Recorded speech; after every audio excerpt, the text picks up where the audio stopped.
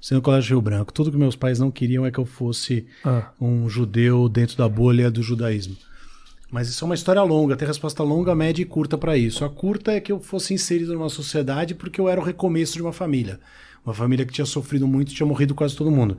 Então, e ser judeu, num certo aspecto, era a causa dessa morte e dessa perseguição. Então, de algum jeito, não se manifestar, não falar, não mostrar e não viver nesse contexto o tempo todo, era se proteger dessa perseguição. É um entendimento distorcido, mas cabível para quem sofreu a guerra, né? Foi um caso objetivo do meu pai e da minha mãe. E o entendimento que te deram, essa leitura, a leitura que te deram, que você tem da situação.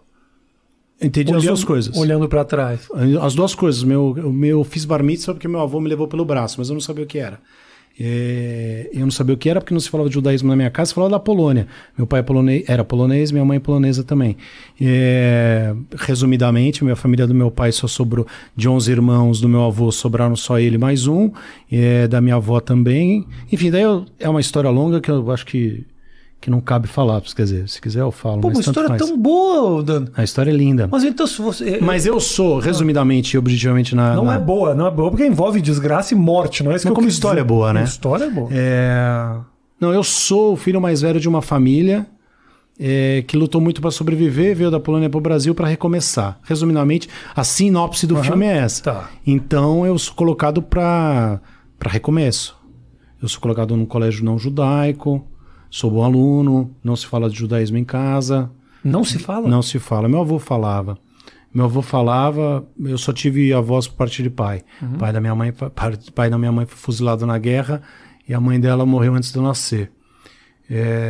Então era isso. Mas daí eu viro, entre aspas, ligado, eu fico conectado ao judaísmo por causa de que o lugar que eu vou fazer estudar Bar Mitzvah acaba fazendo um espetáculo de teatro, que é o José Soma Technicolor.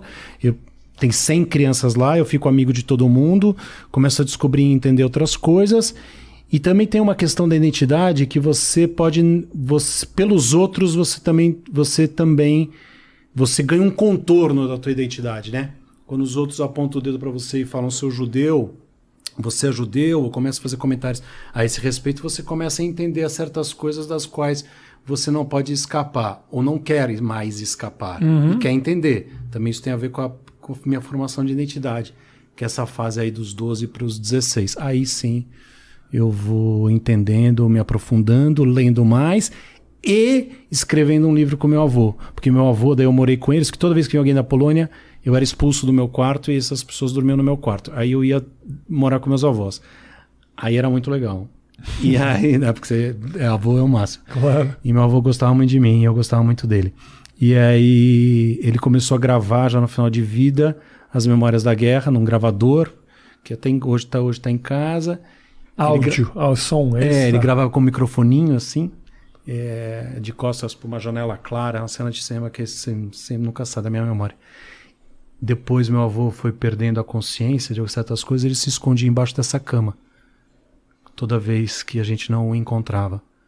Então, nessa cama ele gravou essas memórias de guerra em polonês e me contava em português o que ele estava gravando.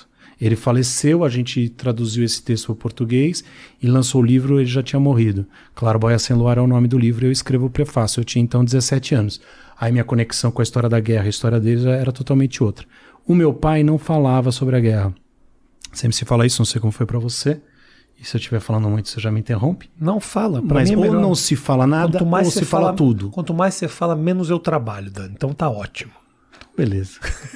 Fico tranquilo. Não, na minha casa não se fala. Não, na minha casa, na verdade, assim, meu pai escolheu que eu me batizasse depois de adulto. Ele não me batizou, na verdade. Então, assim, eu não sou judeu. Meu pai é judeu. Meu pai é judeu, lê, se informa, sabe de tudo, tem uma biblioteca gigantesca de livros falando sobre a Segunda Guerra, sobre o judaísmo, sobre os judeus pelo mundo.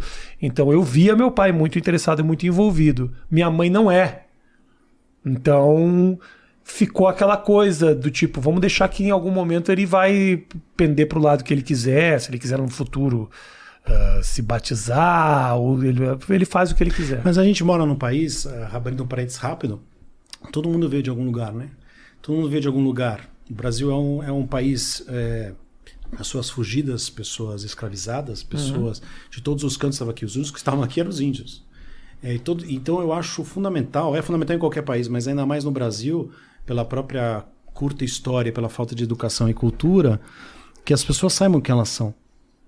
Sim. Ao que elas pertencem. Claro, claro. De onde elas vieram.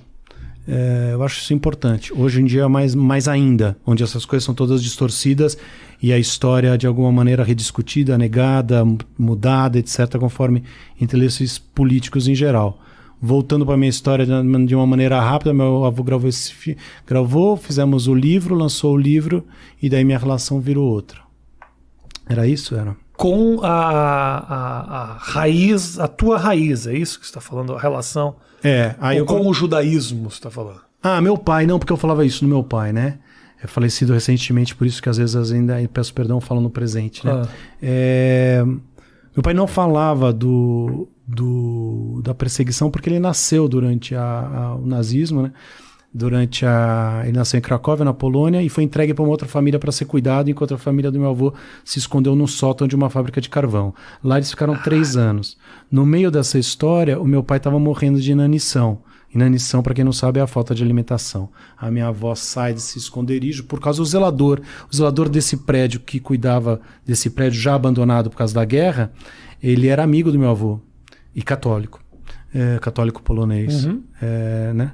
E ele fala, o seu filho está morrendo, minha avó vai lá ver, porque ela falava bem alemão, ela volta e tem uma votação nesse sótão para ver se traz ou não traz a criança. Meu avô sempre falava isso, ganhamos, mas não por unanimidade. Meu pai foi trazido num saco de estopa e diziam muito fraco e quase morrendo. Ali ele passou o restante da guerra. Ele era sufocado toda vez que chorava e isso trouxe... sequelas para ele. Então meu pai teve sequelas durante a vida toda de ter brancos de memória ou de ação. Caralho. Que ele nunca soube direito e nunca soube se tratar sobre isso. Eu lembro quando eu estreiei uma vez uma peça, eu nunca contei essa história, mas ela me toca em especial. Acho que por isso que eu nunca falei também, né? Quando eu fiz uma peça com a Irene Ravache, chamada Meu Deus. A gente estreou o Teatro FAAP, lindo, lotado. A direção do Elias Andreato. E meu pai estava sentado ali com minha mãe, minha irmã, etc.